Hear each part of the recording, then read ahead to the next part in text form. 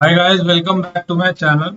आज की वीडियो में हम अपना एक्सप्लोरेटरी डेटा एनालिसिस जो हमने डिस्कशन स्टार्ट करी थी लास्ट वीडियो में ईडीए के बारे में, तो हम कंटिन्यू करेंगे। ठीक है, तो गाइस एक बात बताओ, लास्ट वीडियो में हमने पीडीएफ या हिस्टोग्राम के बारे में ग्राफ बनाया था, पीडीएफ या हिस्टोग्राम का। बेसिकली जब मैंने बोला था आपको कि हम 1D प्लॉट बना रहे हैं, 1D प्लॉट बना रहे हैं यानी कि एक फीचर को यूज करके, तो हमने कौन सा ग्राफ बनाया था? हिस्टोग्राम का ग्राफ बनाया था।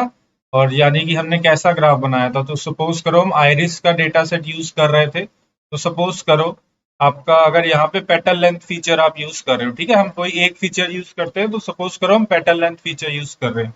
तो ठीक है, आप सपोज करो कि आपके डेटा सेट में जो वैल्यूज है ना, वो इस तरीके से है। आपकी वैल्यूज जैसे यहाँ पे 2 है पेटल लेंथ की वैल्यू, फिर 2.1 है, फिर 2.2 है। इस तरीके से पेटल लेंथ की आपकी वैल्यूज हैं। ठीक है, ठीक है, 2.4 इस तरीके से सपोज करो 3 तक वैल्यूज हैं, तो इस तरीके से वैल्यूज हैं। तो ये मैं बताना चाह रहा हूँ कि ये हिस्टोग्राम कैसे बना है। ठीक है, सपोज करो ये जो टू वैल्यू है, ये जो टू वैल्यू है, इस पे एक बार है, इस पे एक बार आता है। अगर आपको हिस्टोग्राम का ग्राफ याद नहीं तो यहाँ पे मैं दिखा देता हूँ आपको। हमने ये डिस्कस किया था, ये यहाँ पे डिस्कस किया था, ये आपका यहाँ पे, ठीक है, ये हमने ग्राफ बनाए थे। बेसिकली हमने क्या किया था, अगर आपको याद हो, ये हाँ, इस टाइप का हमने ग्राफ बनाया था। तो मैं आपको ये समझा रहा हूँ कि ये ग्राफ आता कैसे है, ठीक है, क्योंकि ये क्लियर होनी चाहिए आपको पिक्चर। सपोज करो आपकी पेटल लेंथ इस टाइप की है, आपके डेटा सेट में 2.8 इस टाइप की। तो बताओ, एक डेटा सेट होगा आपके पास, उसमें आपको ये देखोगे कि ये जो to petal length equal to 2 है, पेटल लेंथ जो आपकी 2 है, ये कितने परसेंटेज ऑफ डेटा पॉइंट्स में है? यानी कि जो 2 वैल्यू है पेटल लेंथ की, वो कितने परसेंटेज ऑफ डेटा पॉइंट्स में 2 वैल्यू है? तो सपोज करो ये 0.2 वैल्यू है, तो यानी कि आपके 20% ऑफ डेटा सेट्स जो है ना, की पेटल लेंथ 2 है। ये समझना बहुत जरूरी है। ठीक है, तब सपोज करो यहाँ कोई वैल्यू है, ये 2.1 है, ये वैल्यू की वैल्यू 0.3 है, इसकी वैल्यू 0.1, यहाँ 0.1 है। इस तरीके से ये वैल्यू आती है, ये 1 तक होगी। ठीक है, 0.4, 0.5, 0.6, इस तरीके से ये 1 तक होगी। ठीक है, तो ये सपोज करो 0.1, इसका मतलब ये 10% ऑफ द टाइम्स है। ठीक है, ये वैल्यू 2.2 वैल्यू पेटल लेंथ की आपकी 10% ऑफ द टाइम्स है। ठीक है, तो जब हम इसको बेसिकली, ये बेसिकली एक तरीके का आपका क्या बन गया, ये बेसिकली एक तरीके का आपका बार्स बन गए, ये बार्स कहलाते हैं। ये जो इस टाइप के होते हैं ना, ये बार्स कहलाते हैं। ठीक है, इसीलिए ये बेसिकली बार्स कहलाते हैं। ठीक है, तो जब इनको ऐसे आप एक केडीई का कंसेप्ट होता है, यानी कि बेसिकली ये कंसेप्ट क्या करता है, ये बार्स से ना पीडीएफ बना लेता है। ये बार्स हैं, ये जो बार्स हैं आपसे, इनसे बेसिकली कनेक्ट करके ये ऐसे पीडीएफ बना लेगा। ये जो बेसिकली अगर आप यहाँ देखो, बेसिकली ये जो ब्लू कलर का ये जो ऐसे ये बन रहा है ना, ये पीडीएफ है। और ये जो ऐसे ये बिल्डिंग्स आ रही हैं, ये बेसिकली बिल्डिंग्स क्या है, ये आपकी बार्स हैं। ठीक है, ये आपके बार्स हैं। और बेसिकली एक केडीई का कंसेप्ट होता है, ये हम आगे जाके पढ़ेंगे, लेकिन अभी के लिए आप ये समझो कि इस तरीके से बार्स बनता है और इस तरीके से आपका हिस्टोग्राम आ जाता है। आपको ये समझना है कि ये बार्स क्या है। ये बार्स यानी कि आपको ये समझो, ये बार्स अगर ये 0.2 वैल्यू है, तो बेसिकली कि पेटल लेंथ की वैल्यू 2, इसकी क्या प्रोबेबिलिटी है? इसकी प्रोबेबिलिटी ये है 0.2, प्रोबेबिलिटी कह लो, या बेसिकली 0.2% ऑफ द टाइम ये डेटा सेट में वैल्यू 2 है पेटल लेंथ की। ठीक है, इस तरीके से समझो। तो अगर हमारा ये ग्राफ है, तो इसमें हम ये समझ सकते हैं कि अगर ये वैल्यू 2 पॉइंट कुछ है, ये वैल्यू आपकी सपोज करो, ये आपकी वैल्यू है, जैसे ये वैल्यू है 0.2, ये अगर सपोज कर लो ये 0.2 है, तो बेसिकली इसका कहने का मतलब है ये 22% ऑफ द टाइम ये वैल्यू है। समझ लो, इस तरीके से आप इसको बेसिकली आप एक तरीके से वो कर सकते हो, क्या कहते हैं, समझ सकते हो इस ग्राफ को। ठीक है, इस ग्राफ को इस तरीके से समझना चाहिए। ठीक है, चलो, ये तो हमने अपना पीडीएफ और हिस्टोग्राम वाले की बात करी। अब एक होता है क्यूमुलेटिव डेंसिटी फंक्शन, एक होता है सीडीएफ। सीडीएफ क्या होता है? Basically cumulative density function. CDF क्या होता है? अगर आपको याद हो, या आपने क्लास 9 10th में भी पढ़ा होगा, ये क्यूमुलेटिव डेंसिटी फंक्शन आपका पीडीएफ होता है प्रोबेबिलिटी डेंसिटी फंक्शन। ठीक है, ये होता है प्रोबेबिलिटी डेंसिटी फंक्शन। आपका सीडीएफ क्या होता है? ठीक है, तो एक बात बताओ, तो अगर हम डेफिनेशन देखना चाहें, तो सीडीएफ बेसिकली होता है इंटीग्रेशन ऑफ पीडीएफ। ये समझो। ठीक है, तो अगर मैं देखना चाहूँ 2 पे ये वैल्यू है, 2.1 पे ये वैल्यू है, तो मेरी CDF एट 2.1 पता है क्या होगा? This plus this. समझ रहे हो? या तो आप इसका एरिया ले लो, या बेसिकली यहाँ की जो सारी प्रोबेबिलिटीज हैं इनको ऐड कर दो। यानी कि क्यूमुलेटिव का मतलब ही ये होता है कि पुरानी जहां तक है ना, आपको अगर सपोज करो आपको क्यूमुलेटिव बेसिकली आपको निकालना है कि आपकी प्रोबेबिलिटी आपको निकालना है probability of petal length less than 2.2। अगर आपको ये चीज निकालनी है, ठीक है, तो आप क्या करोगे? आप इससे पहले वाली 2.2 से पहले वाली ना, लेस देन इक्वल टू 2.2 है, बेसिकली आप क्या करोगे? 2.2 और 2.2 से पहले वाली सारी प्रोबेबिलिटीज को ऐड कर दोगे। समझ रहे हो? बेसिकली क्या होगा कि आप यहाँ पे अगर सपोज करो ये वैल्यू 0.2 थी, दोबारा ग्राफ बनाऊं मैं, फिर मैं ग्राफ दोबारा बनाऊं, या इसी को थोड़ा सा ठीक कर देता हूँ, इसी को थोड़ा सा ठीक कर देता हूँ। ठीक है, तो अगर सपोज करो ये 2 पे वैल्यू आपकी 0.2 है, और 2.1 पे वैल्यू आपकी 0.23 है, और 2.2 पे वैल्यू आपकी 1.8 है। ठीक है, तो अगर मैं probability petal length less than 2.2 करूँ ना, तो वो दिस प्लस दिस हो जाएगी। समझ रहे हो? यानी कि प्रोबेबिलिटी इज 0.2 प्लस 0.23 प्लस 1.8, ये हो जाएगी आपकी क्यूमुलेटिव डेंसिटी फंक्शन, यानी कि CDF। ये होता है एक तरीके का CDF। यही अगर मैं बोलूं what is the probability of petal length equal to 2.2, इसमें क्या होगा? इसमें खाली 1.8, इसमें खाली 1.8। समझो, इसमें खाली 1.8, ये एक तरीके का आपका प्रोबेबिलिटी डेंसिटी फंक्शन होता है। ठीक है, लेकिन अगर आपको ये चाहिए बेसिकली लेस देन, तो बेसिकली ये एक तरीके का क्यूमुलेटिव डेंसिटी फंक्शन होता है। इसके बारे में हम आगे जाके भी पढ़ेंगे। CDF basically integration of PDF होता है, तो आप इसको एक तरीके से ये भी समझ सकते हो, ये area under the curve of PDF होता है। ठीक है, area under the curve of PDF होता है, ये आपने पढ़ा होगा, ये आपने थोड़ा बहुत इसके बारे में पढ़ा होगा। बेसिकली CDF होता है इंटीग्रेशन, तो PDF को अगर निकालना हो, PDF होता है d/dx ऑफ CDF सॉरी। ठीक है, तो बेसिकली PDF को इस तरीके से निकाल सकते हो, CDF को इस तरीके से निकाल सकते हो। चलो, ये हमने CDF के बारे में पढ़ा। तो अगर हम अब बेसिकली अब अगर हम देखना चाहें कि CDF का हम ग्राफ कैसे बनाएंगे, ठीक है, तो अभी हमने देखते हैं कि अब हम CDF का ग्राफ कैसे, हमने यहाँ तक लास्ट सेशन में बनाया था। ठीक है, तो CDF का ग्राफ बनाने के लिए ये बेसिकली ये छोटा सा ये होता है कि आपको पहले ये NP हिस्टोग्राम बना रहा है, ये PDF का ग्राफ बना रहा है, ये PDF निकाल रहा है। उसके बाद आपको एक जरा सा ये चीज करनी है, np.CumSum। ठीक है, np.CumSum, और इसमें अपना PDF पास कर देना है, इसमें अपना PDF पास कर देना है, वो ऑटोमेटिकली CDF निकाल लेगा। ठीक है, वो ऑटोमेटिकली CDF निकाल लेगा। तो ये हमने PDF और CDF एक ही ग्राफ में शो किए हैं। ठीक है, ये याद रखना, ये हम एक वेरिएबल एक बेसिकली एक फीचर के रिस्पेक्ट में कर रहे हैं, पेटल लेंथ। ठीक है, आप मैंने एक के लिए ही बनाया है पेटल लेंथ, आप अलग अलग के लिए बनाना, यानी कि बट ये चीज जरूर समझना, ये बेसिकली आप ये समझो ये क्या हो रहा है, मैं ये क्या कर रहा हूँ। ठीक है, मैं ये क्या चीज कर रहा हूँ, देखो इसमें क्या हो रहा है कि df dot species equal to setosa, मैं खाली सेटोसा के लिए सेटोसा वाला डेटा सेट लेना चाहता हूँ। ठीक है, मैं खाली सेटोसा को ऑब्जर्व करना चाहता हूँ, तो मैं खाली सेटोसा का बेसिकली डेटा सेट लेने के लिए मैंने ये चीज लिखी। ठीक है, ये चीज जो है ना, ये चीज क्या करेगी कि मेरा खाली डेटा सेट मेरे को कौन सा डेटा सेट दे देगी, मेरे को डेटा सेट सेटोसा वाला दे देगी, यानी कि खाली 50 पॉइंट्स दे देगी जो सेटोसा वाले हैं। ठीक है, 50 पॉइंट्स थे ना सेटोसा के, तो वो 50 पॉइंट्स मेरे अब डेटा सेट में आ जाएंगे। अब उन 50 पॉइंट्स की पेटल लेंथ को मैं खाली देख रहा हूँ। समझ रहे हो? उन 50 पॉइंट्स की पेटल लेंथ को देख के मैं हिस्टोग्राम बनाना चाह रहा हूँ। ये चीज समझो, खाली सेटोसा वाले डेटा सेट की पेटल लेंथ को देख के मैं हिस्टोग्राम बनाना चाह रहा हूँ। ठीक है, समझ गए? अब ये सोचो मैं वर्सी कलर का बनाना चाहूँ, तो मैं क्या करूंगा, सिंपल सा मेरा वर्सी कलर है ना, वर्सी कलर।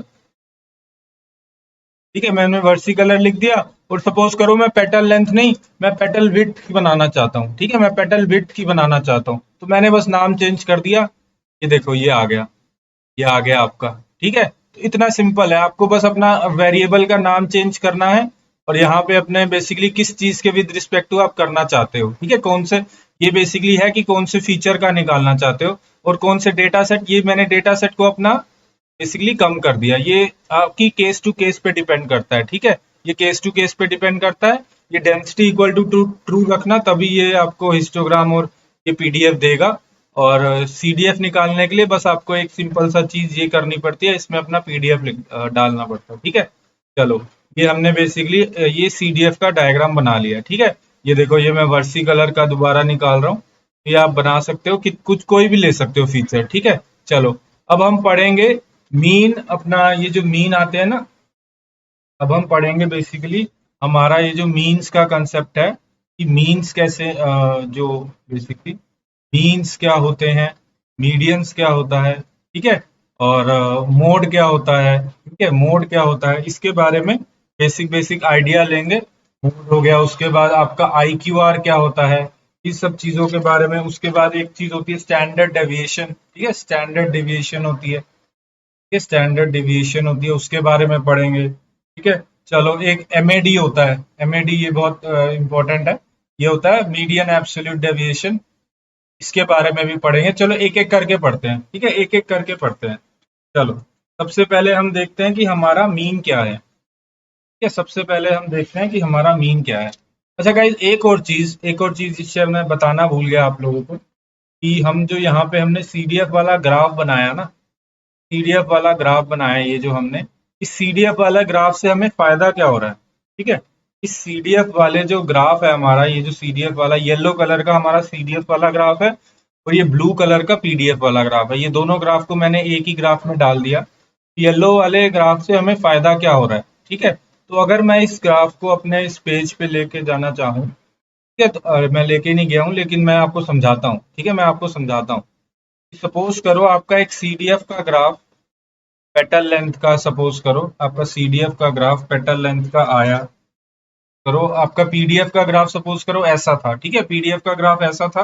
तो सपोज करो ये वैल्यूज थी 2.1, 2.1, 2.2, ये पेटल लेंथ की आपकी वैल्यूज थी, ठीक है, इस तरीके की आपकी वैल्यूज थी, 0.5, ऐसे ऐसे वैल्यूज थी, ठीक है। ये आपका पीडीएफ का ग्राफ है, ठीक है, ये आपका सपोज करो इस टाइप का ग्राफ है, ठीक है। और सपोज करो आपका सीडीएफ का ग्राफ कुछ इस तरीके का है, ठीक है, आपका सीडीएफ का ग्राफ इस तरीके का है। जनरली ना सीडीएफ का ग्राफ इस तरीके का ही होता है, क्यों? क्योंकि हर पॉइंट पे आपकी सीडीएफ अगर आपको इस पॉइंट पे निकालना है 2.1 पे, तो वो इस वैल्यू और पुरानी सारी वैल्यूज को ऐड करके आता है। इसीलिए जब इस पॉइंट पे देखा जाए ना, इस पॉइंट पे जो सीडीएफ होता है वो टोटल होता है, और टोटल आपकी कितनी प्रोबेबिलिटी है, टोटल आपकी प्रोबेबिलिटी 1 ही हो सकती है। इस पॉइंट पे जो सीडीएफ होता है ना, बेसिकली अगर आप देखो ना, तो इस पॉइंट पे वैल्यू 1 होती है, यहाँ पे आप देखो तो वैल्यू क्या होगी, 1 होगी। जब आपके बेसिकली सारे डेटा पॉइंट्स आ गए, तो बेसिकली मेरा कहने का मतलब है, अब देखो, अब एक चीज बताओ, सपोज करो यहाँ 1 है, यहाँ 0.9 है, ऐसे करते करते 0.8 है, 0.7 है, 0.6 है, ये 0.5 है, ये 0.4 है, ये 0.3, ये मैं जस्ट इमेजिन कर रहा हूँ, ये रियल में आपकी ग्राफ के अकॉर्डिंग वैल्यूज आती हैं, ठीक है। तो अब एक बात बताओ, तो मैं इसको ये बोल सकता हूँ ना, मैं यहाँ देख के ये बोल सकता हूँ कि यहाँ पे 1 आया, ये 1 कहाँ पे आया, ये 1 यहाँ पे आया, तो मैं बोल सकता हूँ कि मेरी 100% ऑफ द वैल्यूज, ये यहाँ पे, ये इससे अगर देखूँ मैं, ये 2.5 है, तो मैं बोल सकता हूँ कि 100% of my petal length values, 100% of my petal length values are less than 2.5। ये चीज समझनी बड़ी जरूरी है। सीडीएफ हम देखते क्यों हैं, सीडीएफ एक बहुत इंपॉर्टेंट ग्राफ है गाइस, सीडीएफ का इतना यूज आएगा आपका, आपके बहुत सारे इंटरव्यू में क्वेश्चन भी सीडीएफ के बेसिस पे होंगे।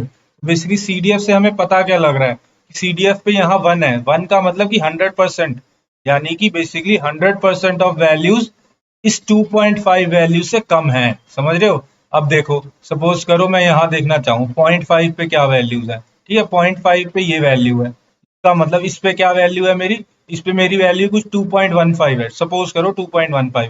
तो मेरा कहने का क्या मतलब है कि 2.15 से नीचे मेरी 50% ऑफ द वैल्यूज हैं, या 2.15 के ऊपर मेरी 50% ऑफ द वैल्यूज है, ये चीज समझो। इसके नीचे 50% ऑफ द वैल्यूज है और इसके ऊपर 50% ऑफ द वैल्यूज है। चलो, अब एक काम करते हैं, 0.8 का देखते हैं, ये 0.8 कहाँ जा रहा है, ये यहाँ जा रहा है, सपोज करो ये 0.23 पे आया, ठीक है। तो बेसिकली मेरा ये कहने का मतलब है कि 2.3 के नीचे 0.3 के नीचे कितनी वैल्यूज है, 80% ऑफ द वैल्यूज है। ठीक है, ये चीज समझो, सीडीएफ को इंटरप्रेट करना बहुत इंपॉर्टेंट है। हर बंदा आपको बता देगा, आपको गूगल पे जाओगे आप देखोगे सीडीएफ का प्लॉट बनाना है, आपको 10 जगह से कोड मिल जाएगा, समझ रहे हो। कोई इंटरव्यूअर में आपको ये नहीं बोलेगा कि सीडीएफ का मेरे को कोड लिखना सिखाओ, कोई इंटरव्यूअर आपको ये नहीं बोलेगा कि कोड लिख के दिखाओ, क्योंकि उसको पता है कोड लिखने के लिए आपको गूगल पे जाना है, लिखना है सीडीएफ का कोड, आपको 10 लाइब्रेरी मिल जाएंगी जिससे सीडीएफ का कोड आपको मिल जाएगा। लेकिन मेन चीज है इसको इंटरप्रेट करना, इंटरप्रेट करना सबसे इंपॉर्टेंट है, इंटरप्रेट करना सबसे इंपॉर्टेंट है। तो बेसिकली इंटरप्रेट क्या है यहाँ पे कि 80% ऑफ द वैल्यूज आपकी बेसिकली 2.3 से नीचे है पेटल लेंथ की। इस तरीके से आप पेटल लेंथ का भी ये ग्राफ बना सकते हो, आप अपना सेपल लेंथ का भी बना सकते हो, जो आपके पेटल विड्थ है उसका भी बना सकते हो, सेपल विड्थ का भी बना सकते हो। तो बेसिकली इन चीजों को आप इंटरप्रेट करो, उसको देखो, उसको समझो कि क्या मेरी वैल्यू जो 100% ऑफ वैल्यूज हैं वो किसके नीचे आ रही हैं। 100% ऑफ वैल्यू 2.5 के नीचे आ रही है जो मैंने इस डायग्राम में लिया। ठीक है, तो ये इंटरप्रेट करना बहुत इंपॉर्टेंट है। चलो अब हम वापस आ जाते हैं जो हम स्टार्ट कर रहे थे, मीन मीडियंस और ये सब पढ़ना। ठीक है, तो अब एक बात बताओ, अगर आपको ध्यान हो, मीन आपने पढ़ा होगा, ठीक है, मीन के बारे में आपने सारा पढ़ा होगा। तो मीन क्या होता है, ठीक है, मीन क्या होता है। तो मीन सिंपल सा होता है कि आपके सपोज करो आपके पास कोई पॉइंट्स हैं x1 x2 ऐसे करके करते आपके पास n पॉइंट्स हैं, ठीक है, n पॉइंट्स है, तो इसका मीन क्या लिखोगे, मीन को न्यू से डिनोट करते हैं। तो मीन सिंपल सा होता है एवरेज, पता ही होगा मीन आपको, मीन क्या होता है, i equal to 1 to n, basically ये summation i equal to 1 to n xi by n, ठीक है, यही होता है ना मीन, 1/n बाहर भी लिख सकते हो। तो ये बेसिकली ये फॉर्मूला होता है मीन का। ठीक है, चलो ये तो हमने मीन देख लिया।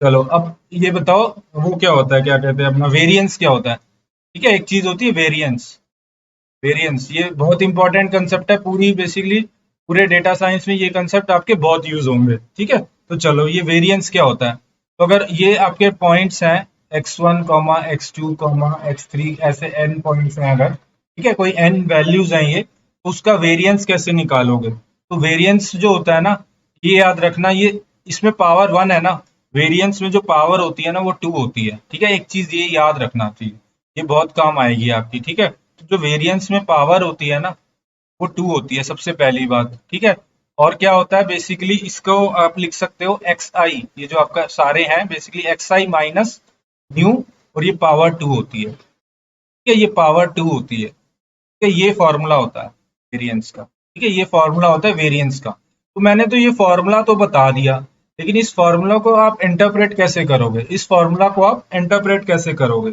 चलो तो इसकी हम थोड़ी सी ना इंटरप्रिटेशन देखते हैं। तो एक बात बताओ, आपका अगर ये आपका आप पढ़ रहे थे अभी सेटोसा और ये सब पढ़ रहे थे, तो एक काम करो, हम अगर सेटोसा का ग्राफ बनाएं, ठीक है, हम खाली सेटोसा की वैल्यूज लें, ठीक है, और उसका अगर हम पीडीएफ बनाएं, ठीक है, उसका हमने पीडीएफ बनाया, उसका सपोज करो न्यू यहाँ था, ठीक है, उसका न्यू यानी कि average value, new basically mean या एवरेज वैल्यू कह लो इसको, तो उसका न्यू यहाँ था। ठीक है, तो अब एक बात बताओ, तो अगर मैं बेसिकली उसका न्यू यहाँ था, ठीक है, न्यू को हम एक्स बार भी कह सकते हैं। ठीक है, तो बेसिकली न्यू यहाँ था उसका।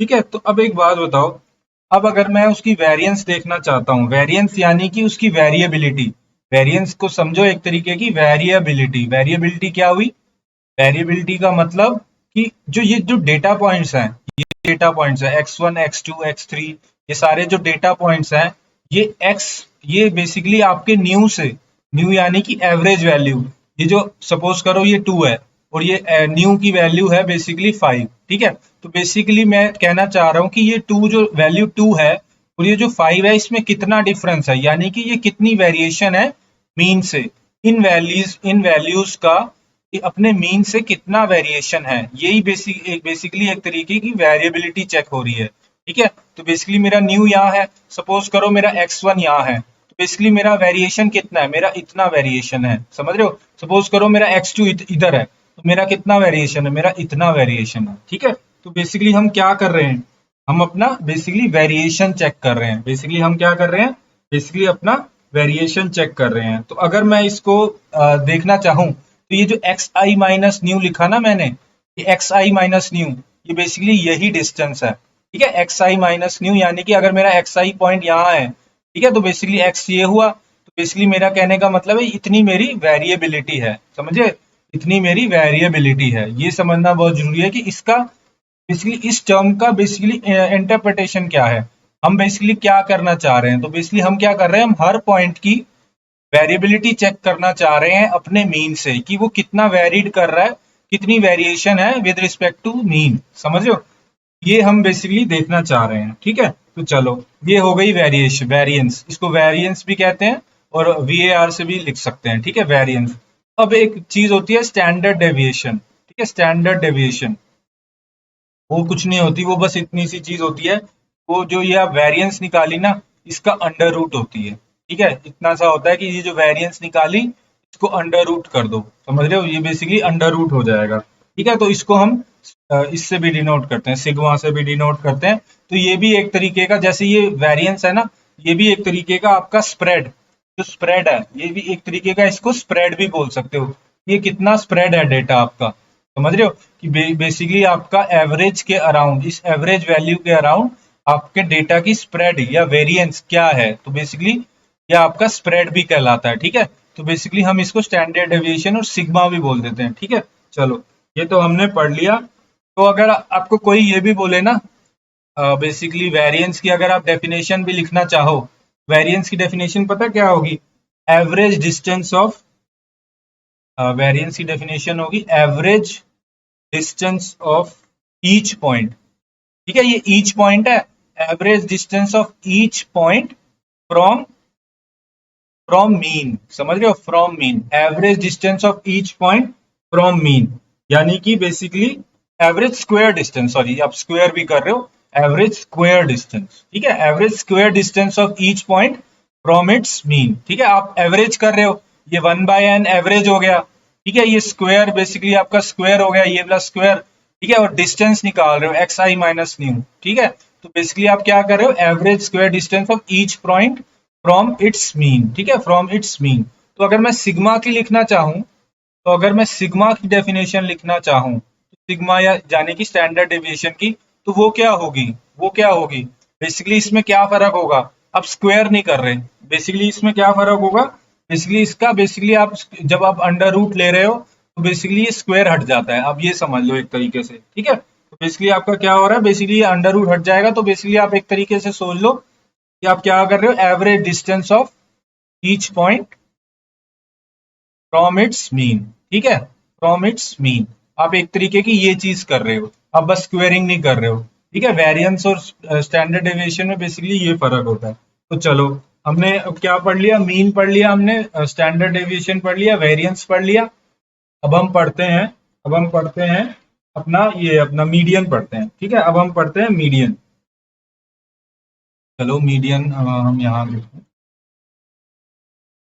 मीडियन क्या होता है। ठीक है, अब एक बात बताओ, एक बात बताओ, मैं ये पॉइंट्स ले रहा था x1 x2 x3। ठीक है, सपोज करो ये कुछ वैल्यूज हैं, सपोज करो ये हाइट्स हैं। ठीक है, ये हाइट्स हैं। ठीक है, एक क्लास है, आपकी क्लास है, स्कूल की क्लास है, उसमें सारे बच्चों की हाइट्स हैं, ये 50 बच्चे हैं, 50 बच्चे हैं, उनकी हाइट्स है। ठीक है, तो अब एक बात बताओ, ये सारी हाइट ना ऑलमोस्ट एवरेज हाइट जो मतलब बच्चों की है, वो बेसिकली है 4। ठीक है, बेसिकली आप समझ लो एक तरीके की, आप समझ लो 150। ठीक है, 150 हाइट है। ठीक है, ठीक है, तो ये 150 लगभग किसी की 152 है, किसी की 148 है, किसी की 140 है, किसी की 157 है, तो इसके लगभग 150 के आसपास है। ठीक है, सारी हाइट्स इन 50 बच्चों की। लेकिन लेकिन सपोज करो इनमें से एक बच्चा है, इनमें से एक बच्चा है, सपोज करो X25 वाला बच्चा है, या कुछ भी सपोज कर लो X30 वाला बच्चा है, इसकी जो हाइट है ना,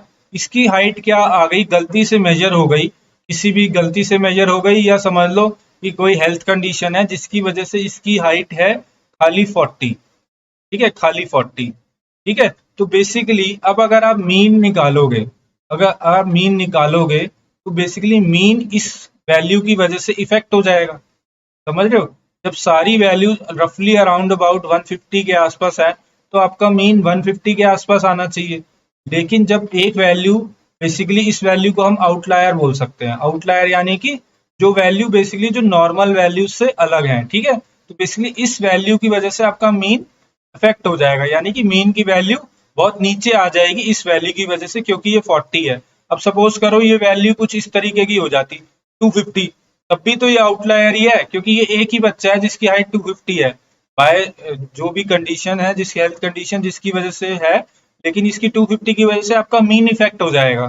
तो बेसिकली आप, मैं क्या कहना चाह रहा हूँ, जो आपका मीन है ना, जब आप मीन यूज करते हो तो बेसिकली आपकी जो मीन है वो आउटलायर से इफेक्ट हो सकता है, ये समझ लो। ठीक है, मीन जो है आउटलायर से इफेक्ट हो सकता है, ठीक है। लेकिन मीडियन नहीं होता, मीडियन नहीं होता। तो मीडियन क्यों नहीं होता और मीडियन कैसे निकालते हैं वो देखते हैं हम, ठीक है। तो चलो मीडियन के बारे में बात करते हैं,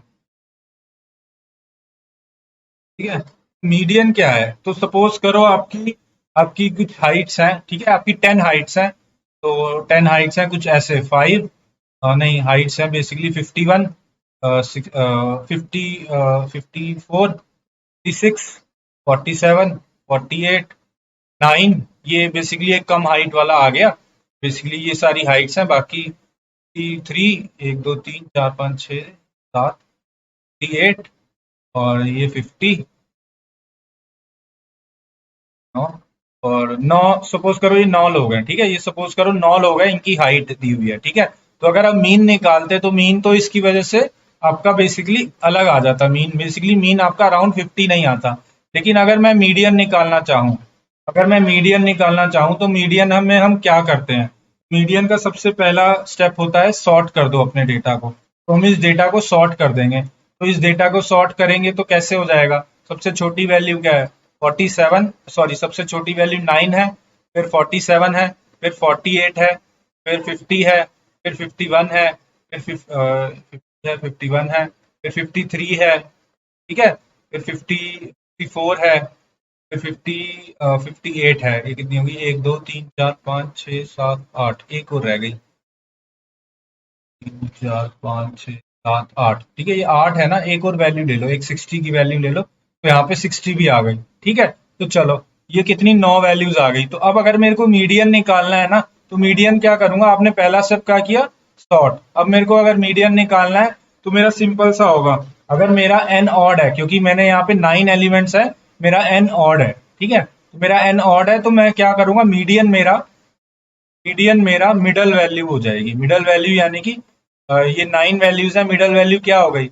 अब ये देखो ये 4 है, ये 4 है, ये 4, ये कितनी वैल्यूज है, 1 2 3 4 5 7 8 9। हाँ ये 1 2 3 4 इधर हो गई, ये 1 2 3 4, अच्छा 50 इंक्लूडेड हो गई। तो बेसिकली 51 आपकी मिडल वैल्यू हो गई, तो आपका मीडियन 51 हो गया, ठीक है। अब यही अगर एक चीज का फायदा देख रहे हो, एक चीज का फायदा देख रहे हो कि आपका ये जो 9 है, जो आपका आउटलायर था, यानी कि जिसकी वजह से बेसिकली अगर आप मीन निकालते ना, तो मीन बेसिकली इफेक्ट हो जाता है। ये 9 इतनी कम वैल्यू है कि बेसिकली ये इफेक्ट कर देता है आपको मीन को, ठीक है। तो बेसिकली इस आउटलायर का मीडियन पे कोई इफेक्ट नहीं आ रहा। अब ये तो 9 वैल्यूज थी, ठीक है। अब ये अगर ऑड इवन होता, यानी कि ये बेसिकली 10 वैल्यूज होती, 1 2 3 4 5 6 7 8 9 वैल्यूज है ना। सपोज करो एक वैल्यू और होती, यहाँ पे मैं लिख रहा हूँ एक वैल्यू को, सपोज करो मैंने कौन सी वैल्यू 52 डाल देता हूँ, ठीक है, 52 है एक वैल्यू। तो ये 52 कहाँ आएगा, ये 52 यहाँ आ जाएगा, ठीक है। तो अब देखो, अब क्या करेंगे, अब इसकी मिडल की दो वैल्यूज आएंगी, एक ये आएगी 51, एक इधर से आएगी 52, यानी कि ये दो वैल्यूज आ रही हैं आपकी मिडल में, समझ रहे हो, ये दो वैल्यूज आ रही है। तो अब एन इवन हो गया, ठीक है। तो अब दो वैल्यूज आएंगी, तो आप क्या करोगे, आपका जो मीडियन होगा ना, मीडियन है 51, ये जो ये वाली वैल्यूज और जो ये वाली वैल्यू, इन दोनों का एडिशन बाय डिवाइड बाय 2, समझ गए, इन दोनों का। तो आपके बेसिकली ये 51.5 मीडियन है, समझ रहे हो? आपका मीडियन क्या है 51.5, ठीक है। तो बेसिकली अगर एन इवन होता है तो हम क्या करते हैं, मिडल दो जो वैल्यूज हैं उनको बेसिकली ऐड करके डिवाइड बाय 2 कर देते हैं, ठीक है। तो इतना तो आप समझ गए। चलो ये हम मीडियन के बारे में समझ गए। अब हम देखते हैं मोड क्या होता है? मोड अगर आपको देखना हो तो मोड बेसिकली होता है मोस्ट फ्रीक्वेंट वैल्यू। ठीक है, आप बेसिकली देखोगे मोस्ट फ्रीक्वेंट वैल्यू, ये इतना कॉमन नहीं है मोड। ठीक है, मोड इतना कॉमन नहीं है। चलो, अब हम एक चीज पढ़ते हैं, अब हम एक चीज पढ़ते हैं। चलो, अभी हमने मीन और मीडियन पढ़ा ना, हम इसकी बेसिकली कोडिंग देखते हैं। ठीक है, इसी की पहले कोडिंग देखते हैं। बहुत सिंपल सी कोडिंग है। अगर आपको मीन निकालना है तो सपोज करो ये क्या चीज कर रहा हूं मैं। ठीक है, ये क्या चीज कर रहा हूँ, बेसिकली मैं क्या कर रहा हूँ, अगर मैं इसको आपको दोबारा से करके बताऊं। ठीक है, तो मैं क्या कर रहा हूँ, ये देखो। मैं चाहता हूँ कि मेरे पास खाली जो मेरा वाई लेबल है, जो मेरा लेबल है, वो खाली क्या हो, मेरे पास खाली सेटोसा के डेटा पॉइंट्स आए। तो मैं क्या करूंगा, मैं पहले चेक करूंगा कि मेरे जो, हाँ गाइस, तो छोटा सा एरर हो रहा था। तो बेसिकली अगर हम ये लिखें ना, ds species equal to setosa, basically ये देखो कि यहाँ पे खाली सेटोसा सेटोसा है, बाकी जगह फॉल्स आ गया। अब मेरे को अभी खाली यही वाले चाहिए जहाँ पे ट्रू है। तो मैं क्या करूंगा, मैं एक df बाहर लगा दूंगा, बेसिकली ये हो जाएगा, और ऐसे कर दूंगा। तो बेसिकली मेरे को कौन सा डेटा सेट मिल गया, खाली सेटोसा वाला डेटा सेट मिल गया। समझ रहे हो? बेसिकली मैंने क्या किया, बेसिकली मैंने df species equal to setosa वाला मेरे को डेटा सेट मिल गया। अब मैं क्या चाहता हूँ कि मेरे को खाली पेटल लेंथ चाहिए, इस डेटा सेट में से खाली पेटल लेंथ चाहिए।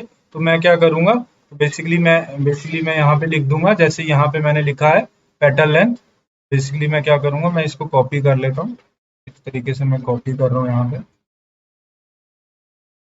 मैं यहाँ पे बस पेटल लेंथ लिख दूंगा। इस तरीके से बेसिकली मैंने पेटल लेंथ लिख दिया, तो मेरे को क्या मिल जाएगा, ये जो मेरा डेटा सेट आया ना, इसमें से खाली पेटल लेंथ मिल जाएगा। ठीक है, बेसिकली ये देखो मेरे को सारी पेटल लेंथ मिल गई। कौन सी मिल गई, खाली सेटोसा वाले वेरिएबल, जहाँ पे बेसिकली मेरा वाई लेवल सेटोसा था। ठीक है, बेसिकली मैं चाहता था कि मैं इनका ही मीन निकालूं। आप अगर ये नहीं चाहते, आप सबका मीन निकालना चाहते हो, तो आप इसको हटा दो। समझ रहे हो? आप इसको हटा भी सकते हो, आपका टोटल का मीन निकल जाएगा। मैं चाहता हूँ कि मैं खाली सेटोसा वालों का मीन निकालूं। ठीक है, तो बेसिकली चलो, अब ये मेरा इनका आ गया। अब मेरे को अगर मीन निकालना है तो मैं क्या करूंगा, तो हमें मीन निकालना है, तो हम बस क्या करेंगे, यहाँ पे np डॉट मीन लिख देंगे, और जिसका निकालना है। ठीक है, आपको ये मैंने समझा दिया कि ये बेसिकली, अब ये समझो, ये np डॉट मीन लिखना तो बहुत आसान है। मेन चीज आपको ये जो अंदर जो इसके आप लिखते हो, वो है कि आपको किसका निकालना है। ठीक है, तो ये आप डिफरेंट डिफरेंट उसका निकाल के देख सकते हो। मैंने पेटल लेंथ का निकाला है, और खाली सेटोसा वालों के लिए निकाला है। अब सपोज करो ये मैं सेटोसा वालों के लिए नहीं चाहता, मैं सबके लिए चाहता हूँ। यानी कि व्हाट मैं क्या चाहता हूँ, कि बेसिकली मैं चाहता हूँ कि मेरे पूरे डीएफ के नहीं निकले, और जो पेटर्न लेंथ है उनका मीन निकले। तो मैं बस ये कर दूंगा। ठीक है, तो ये देखो, अब ये मैंने ऐसे किया, ये मेरे को np डॉट मीन उसका मीन दे देगा। ठीक है, अब ये निकल रहा है, थोड़ा स्लो हो रहा है कंप्यूटर।